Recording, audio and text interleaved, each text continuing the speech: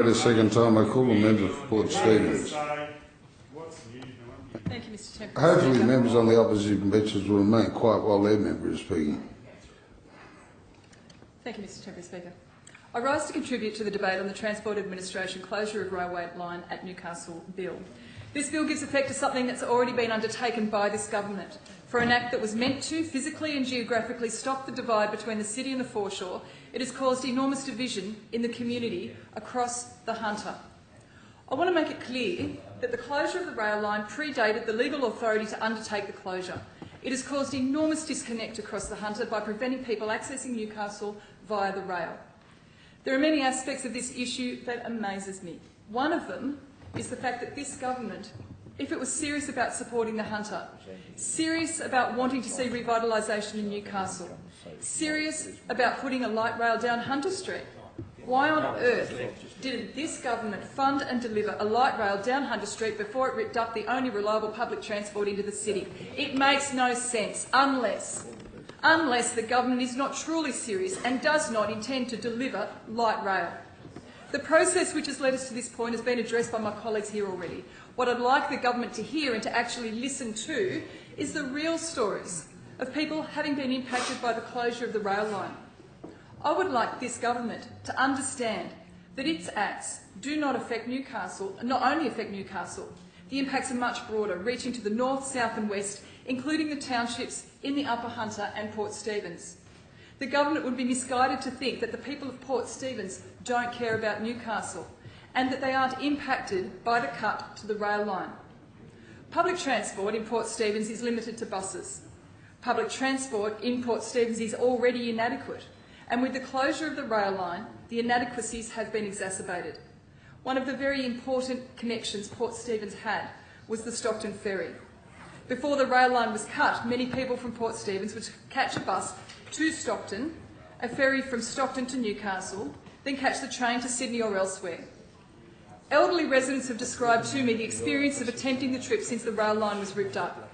The descriptions have involved tears and fear of injury, and ultimately led to the trip no longer being undertaken. There's just too much uncertainty and unreliability for elderly people to have the confidence to embark on such a journey. It is causing isolation. One such resident used to visit her sister in Morisset weekly for lunch. She would catch the bus, then the ferry, then the train.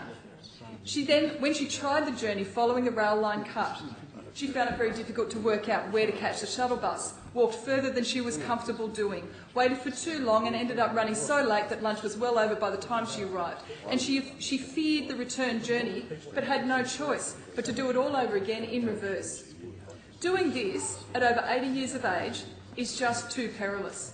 Now she's choosing either not to go out or to drive herself, a journey that she would prefer not to be undertaking. Then we have the issues with the workaround that this government has offered to our community. People are now to access rail services at Hamilton Station. Let's see how that's been working out. On 20 April, a constituent from Corlett contacted my office informing me that he had caught a train from Sydney to Hamilton Station. It arrived at Hamilton at 11 a.m. However, the train stopped before arrival and announced that due to overloading at that station, they couldn't proceed and they were stuck there, delayed.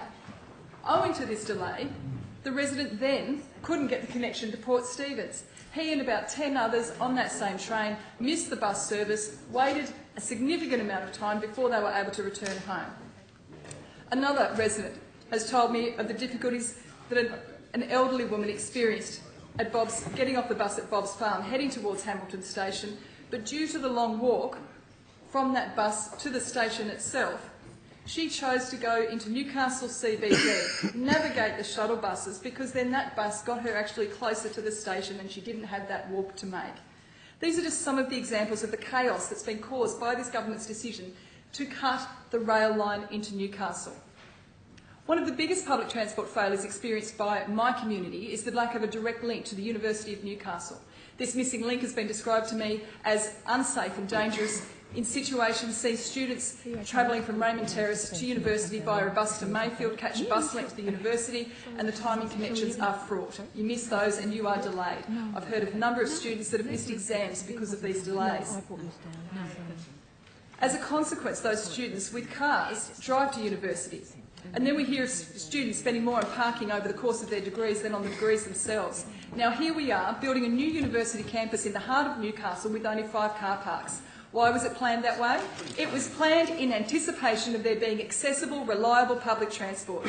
Despite the clear connection between the new campus and the hard rail line, this government has chosen to rip it up.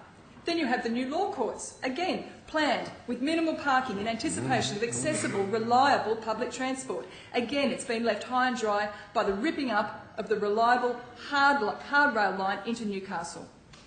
Prior to coming into this place, I was a partner in a Newcastle law firm with many staff who caught the train to work. In the lead up to the rail line closure, many staff were dealing with the immense uncertainty trying to rearrange childcare arrangements in an effort to anticipate the upcoming changes, asking for a change of hours to manage timetables that didn't suit workers. In this way, and in many ways, this government's actions are affecting productivity and businesses are suffering. As a lawyer, I also take significant issue with this government acting without legal authority. Call me naive, but I had thought that governments were required to uphold the law, as we ask of all the residents of New South Wales. But no, this government saw fit to rip up the rail line out of the heart of the Hunter overnight without the support of the community and without even the legal authority to do it. If it was a legal act, why is this government introducing this bill into this parliament? Why are they seeking to apply the law retrospectively? Retrospective laws seem to be a specialty of this government, fixing mistakes, covering actions that, due to the community's passion and commitment, has revealed the lack of any legal foundation. We've seen it in workers' compensation. Now this government is seeking to change the law because they don't like it, because they fear that the outcome of the pending judgment in court won't be in their favour. It flies in the face of a very fundamental legal concept called the rule of law, a concept which gives people certainty, ensures people can make decisions confident in the knowledge of the applicable law. This government doesn't care about such simple but very important concepts. Here we have a government that thinks it's okay to not follow the law, then change the law when it's been caught out. How does this look to residents of New South Wales? Why does this government think it can change laws when it doesn't suit their purposes? No one else has that privilege. The closure of the rail line is a short-sighted decision by this government, a decision that was made without the backing of the law, without the backing of the broader Hunter community. To rip up a rail line on Boxing Day last year was a contemptuous act of arrogance of a government that has not heard the people of the Hunter. They continue to fail to listen. No one in this House, apart from the members of the opposition speaking on this bill today, live in the Hunter. Apart from the member for the Upper Hunter. Where is he today? I believe he's cooking a barbecue upstairs. I spoke with people from the Upper Hunter at the rally outside of this place yesterday who don't want to be cut off from Newcastle, who do not want to see the end of the hard rail. I wonder if the Upper Hunter residents would prefer their member to be cooking a barbecue today or contributing to this debate and representing their interests in this place. The approach of this government is one of, we know better than you, we know what's in your best interests. It's paternalistic, arrogant and contemptuous. But it's not just those of us in the opposition that hold this view.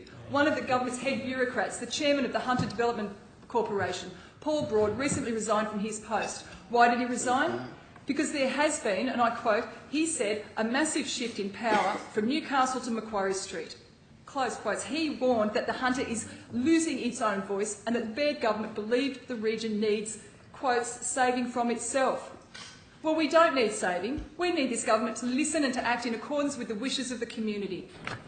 Yet another aspect of this issue that amazes me is the fact that the government plans to introduce light rail that will still mean that one of the main conduits into the city, Stewart Avenue, is impeded. It makes no sense to be throwing money at something that doesn't even solve the problems that it was initially meant to address, especially at a time when we have 20% youth unemployment, no social services to support the issues affecting our communities, like domestic violence and ICE.